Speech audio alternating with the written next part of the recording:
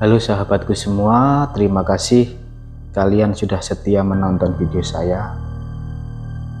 Di sini saya tidak akan banyak bicara, langsung saya akan menceritakan tentang hal-hal yang sangat begitu mistis bagi saya. Saya akan menceritakan pengalaman saya pribadi dan keterjadian waktu itu ya. Jika nanti ada omongan saya yang mungkin terpatah-patah karena saya juga saya harus mengingat hal-hal yang terjadi itu, dan keterjadian ini sangat begitu nyata dan sampai sekarang di benak saya itu kayak masih terngiang-ngiang atau masih teringat banget. Jadi itu dulu gini ceritanya teman-temanku. Dulu itu saya sama keluarga, waktu itu saya berusia kurang lebih 7 tahun ataupun 8 tahun. Kalau nggak salah saya masih kelas 2 SD. Dulu itu ada masalah ekonomi sedikit ya. Setelah itu keluarga, ya begitulah ceritanya, keluarga hancur.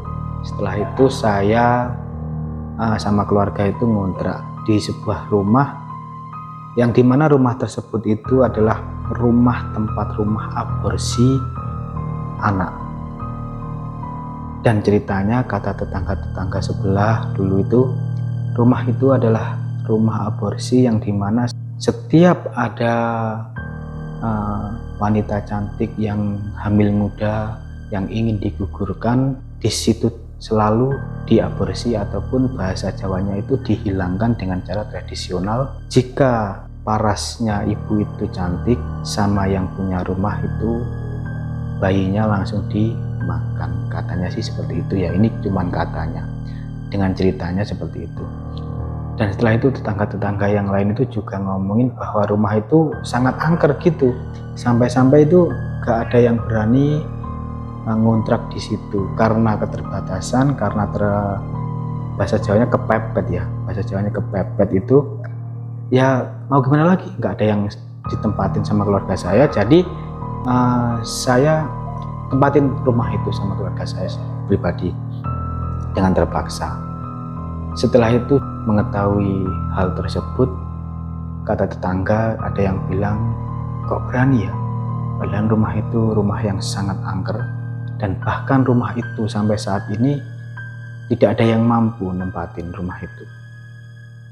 Dan berjalannya waktu teman-temanku sekalian, waktu itu saya masih kecil ya, saya masih betul-betul ingat sekali, saya di situ cuma sama saya dan 2 kakak saya dan sama bapak saya. Setelah itu saya masih kecil, kakak saya sekitar kelas 2 SMP, yang 2, yang pertama itu mungkin kelas 1 SMA waktu dulu ya, itu mungkin sekitar 2000 berapa ya, saya juga lupa ya, pokoknya itu saya masih kecil banget. Dan waktu itu ya, setelah mengetahui bahwa rumah itu rumah aborsi,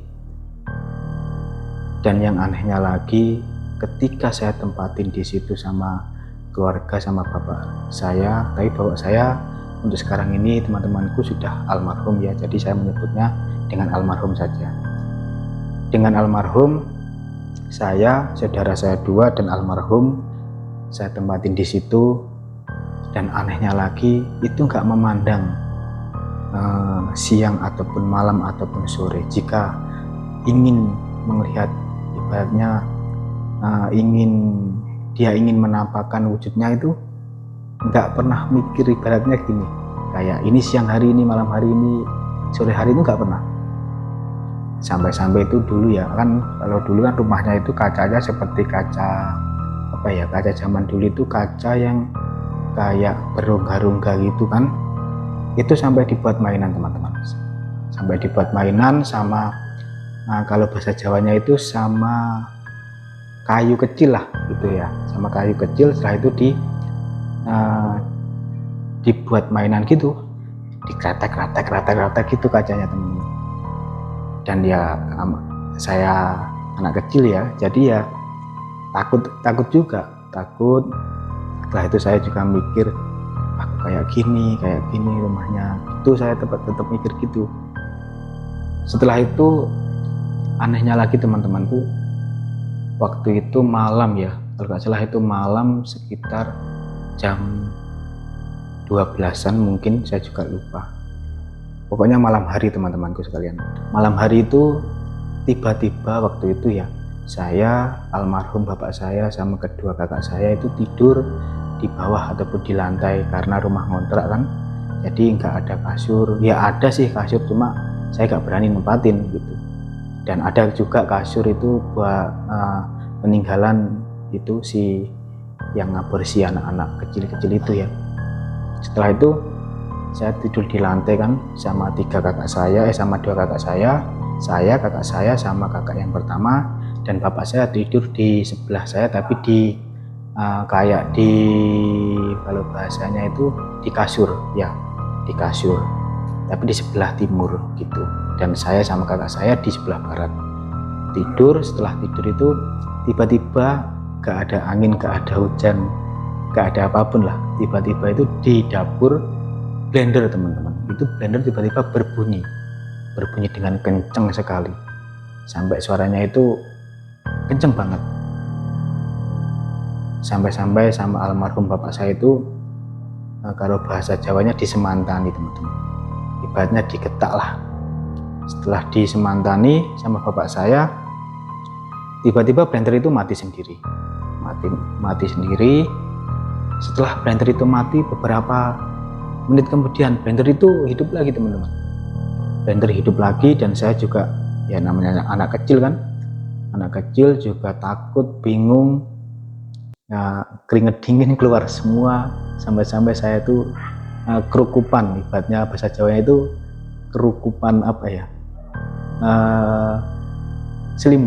kerukupan selimut, dan gak bisa tidur sampai pagi hari teman-teman.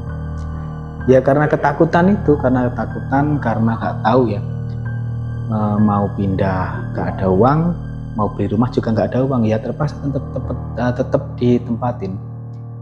Jadi rumahnya itu tetap ditempatin. Terus anehnya lagi gini lagi teman-teman ceritanya, waktu itu di siang hari ya, ini ya menurut saya sih agak lucu juga, tapi yang ini kejadiannya dengan almarhum bapak saya.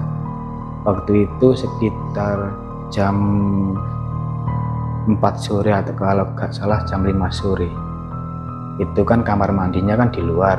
Dulu kan rumah-rumah zaman dulu di pedesaan itu kan gak jarang kan, kayak rumah di dalam, kamar mandi dalam itu kan jarang banget.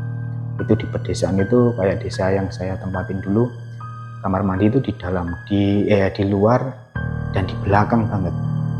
Setelah itu almarhum bapak saya itu sedang BAB teman-teman, sekitar mau maghrib lah kalau nggak salah. Dan itu kan kamar mandinya sangat kotor banget, dan kayak kumuh, kayak gimana sih, kayak gak enak sekali, gak enak dilihat itu. Setelah itu bapak saya kan BAB di situ, dan ketika bapak saya BAB di situ masih sedang BAB dalam setengah perjalanan mungkin ya, tiba-tiba itu ada yang ngintip teman-teman, ada yang ngintip waktu bapak saya BAB itu diintip ya, katanya almarhum itu ya genderuwo, katanya genderuwo teman-teman, itu diintip ya. Alhamdulillahnya lagi bapak saya itu kan bukan orang, ibaratnya bukan orang penakut ya.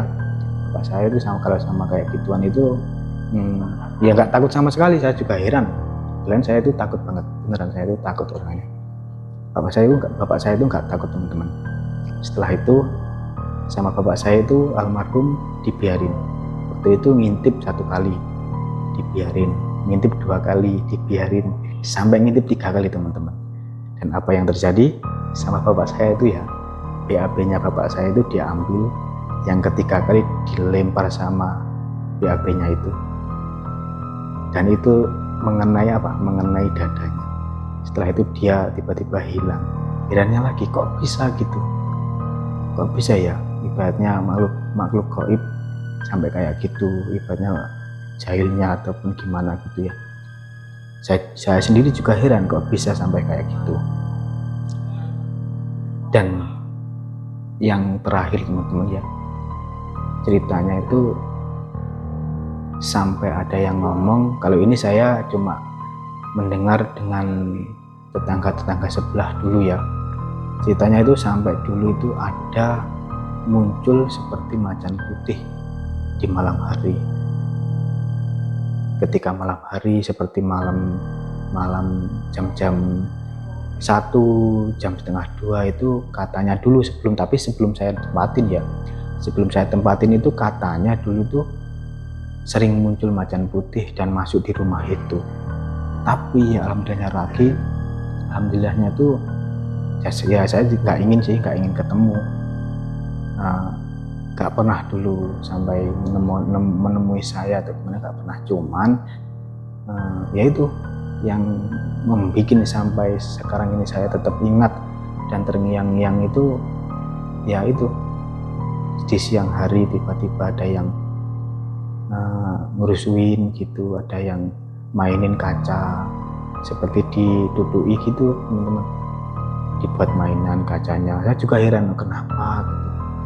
Saya mau takut, mau ibaratnya mau pindah dari situ, saya nggak berani soalnya kan tempat masih ngontrak sama bapak gitu teman-teman. Ya itu pengalaman pribadi saya mengenai rumah kontrakan aborsi ya. Itu benar-benar sangat menyeramkan. Dan untuk saat ini teman-temanku sekalian, rumah itu tetap kosong, nggak ada yang mampu nempatin. Kalau bahasa Jawanya, kalau orang-orang biasa mungkin nempatin nggak mampu, mungkin diganggu atau gimana, saya juga nggak paham. Tapi untuk saat ini jika saya lewat situ gitu tetap kosong, rumahnya tetap mengerikan lah. Rumahnya itu sangat mengerikan. Sampai saat ini rumah itu tetap kosong, gak ada yang nempatin. Sampai itu mungkin kalau 30 tahun mungkin ada itu kosongnya. Dulu sih ada katanya, yang setelah saya sama keluarga itu pindah kontrakan kan, pindah itu katanya ada yang nempatin, cuma mampu sekitar 1 bulan kalau gak salah teman-teman. Dan itu almarhum bapak saya itu nempatin di situ mampu kalau gak salah sekitar 7 tahun, kalau enggak 6 tahun, saya juga lupa teman-teman. Ya begitulah nasib orang desa ya, kalau udah jatuh setelah itu ngontrak, dan yang dikontrakin ternyata tempatnya kayak gitu teman-temanku.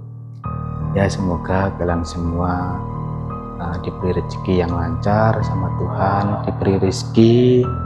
Semoga yang nonton channel ini, semoga kalian sehat selalu, amin amin ya rabbal alamin.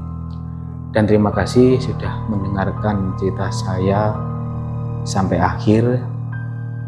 Dan insya Allah saya akan membuatkan cerita-cerita tentang pribadi saya ke depannya lagi. Terima kasih buat teman-temanku sekalian sudah setia menonton video ini awal hingga akhir ya. Terima kasih, saya akhiri. Wassalamualaikum warahmatullahi wabarakatuh.